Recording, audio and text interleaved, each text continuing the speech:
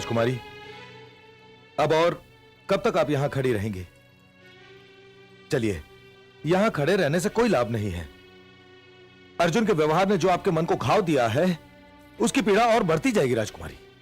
चलिए। अर्जुन ने जो किया उस बात का दुख नहीं, समाज ने उन्हें कई विवाह करने का अधिकार दिया है। मुझसे प्रेम करने के उपरांत भी उन्हें इस अधिकार से कोई रोक नहीं सकता। दुख तो मुझे चित्रांगदा की चाल पर है, ये जानते हुए भी कि अर्जुन विवाहित है। उसने उसे अपनी सुंदरता की चाल में फांस लिया। पुरुष तो नारियों पे अन्याय करते ही आए हैं। दुख तो इस बात से बढ़ जाता है जब एक नारी दूसरी नारी के अधिकार पर डाका डालती है, और इस बात के लिए मैं चित्रांगदा को कभी क्षमा नहीं करूंगी। राजकुमारी, मैं आपके दुख को समझता हूं और आपको विश्वास दिलाता हूं कि आपके मन को दुखाकर चित्रांगदा स्वयं भी सुखी नहीं रह पाएगी। किंतु अब आप यहां से चलिए। चलिए राजकुमारी। हाँ चांडक, चलो, बहुत देर हो चुकी।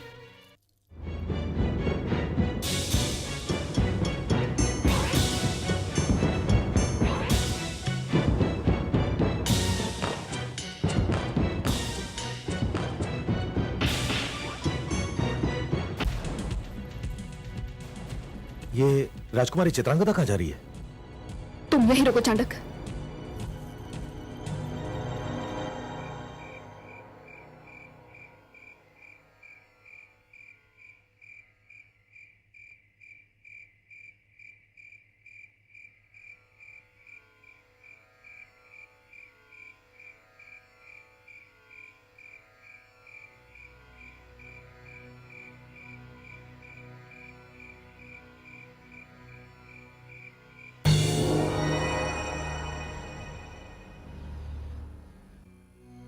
आयुष्मान भव।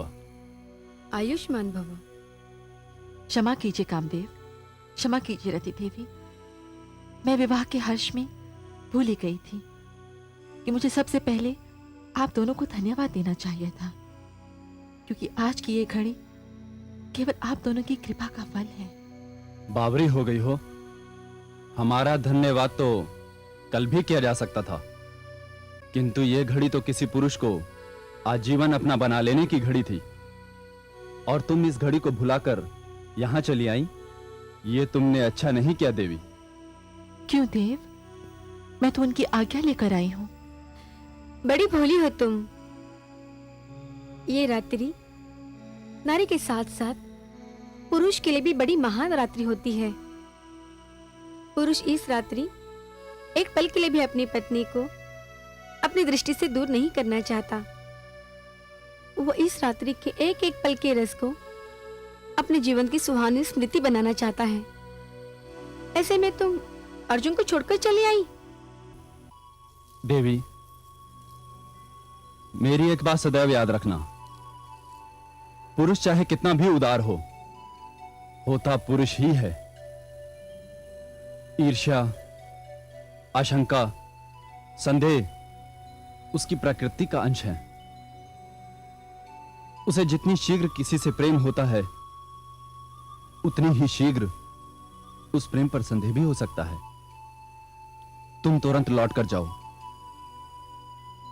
अर्जुन को शिव ना करे, यदि आशंका हुई तो तुम्हारा सारा परिश्रम व्यर्थ चला जाएगा।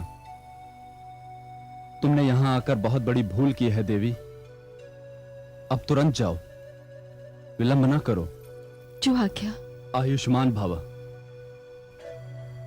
आयुष्मान भव।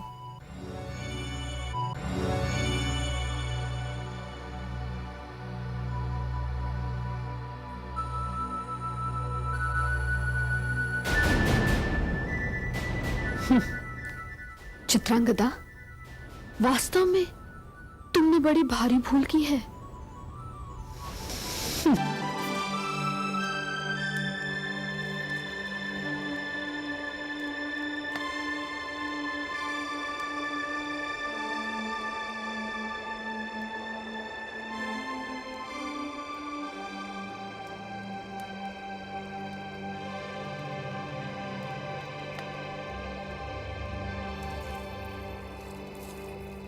इसे छल के अतिरिक्त और कुछ भी नहीं कहा जा सकता। चित्रांगदा ने अर्जुन के साथ छल किया है और अर्जुन ने आपके साथ। जब तक मैं पांडुपुत्र से मिल नहीं लेती, इस संबंध के बारे में कुछ बोल नहीं सकती। मेरा मन कहता है इसमें अर्जुन का कोई दोष नहीं। मुझे विश्वास है ये सारा जाल चित्रांगदा का बिछा हुआ है। अर्जुन इसमें फंस अवश्य गए हैं। राजकुमारी, आपका मन ऐसा इसलिए कह रहा है क्योंकि आपके मन में अर्जुन के लिए प्रेम है। आप उसके विषय में बुद्धि से नहीं, अपने प्रेमी मन से सोचती हैं। किंतु मैं बुद्धि से सोचता हूं और मेरी बुद्धि यह कहती है कि अर्जुन ने आपके साथ में छल किया है।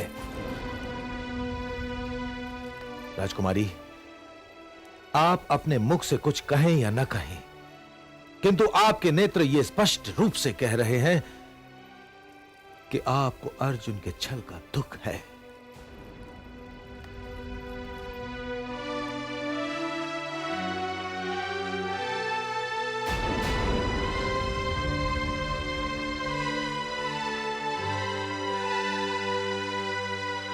मैं आपके दुख को समझता हूं राजकुमारी,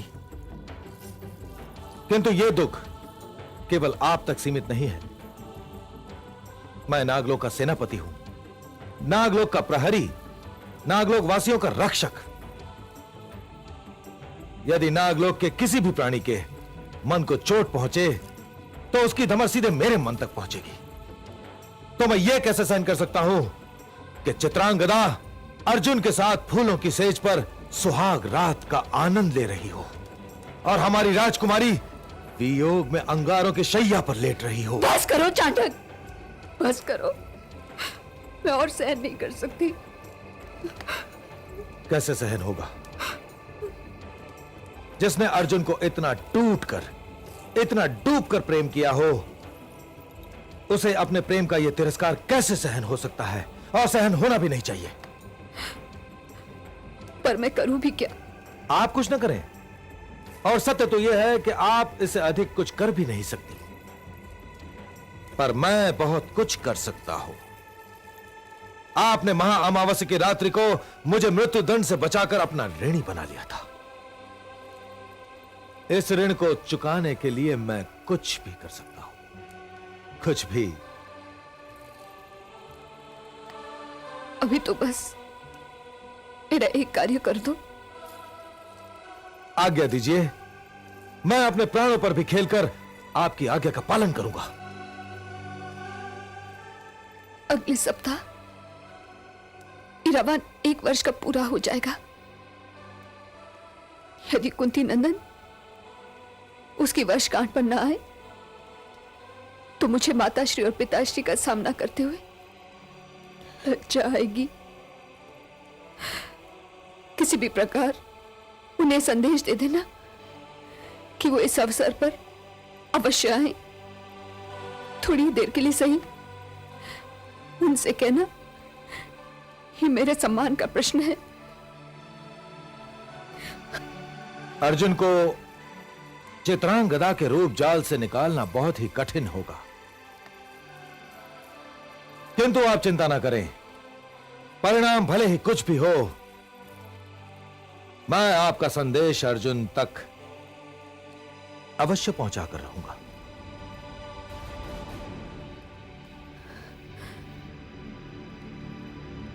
धन्यवाद चांडक। अच्छा, तो अब मैं नागलोक चलती हूं।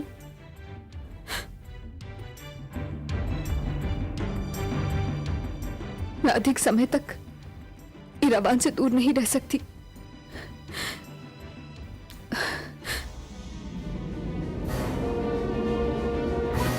अर्जुन, तूने मेरे साथ बहुत अन्याय किया है। राजकुमारी उलूपी को मुझसे छीन ले गया और नागलोक में सबकी आंखों के सामने मुझे तुच्छ ठहरा गया। अब मेरी बारी है। तुझसे गिन गिन कर प्रतिशोध लूंगा। सबको आपस में भिड़ाकर उनके संबंधों की धज्जियां उड़ा दूंगा। चित्रांगदा, तेरा तो मैं आभारी हूं, यदि घटनास्थल पर तू ना आती तो मुझे यह सुनहरा अवसर कैसे मिलता।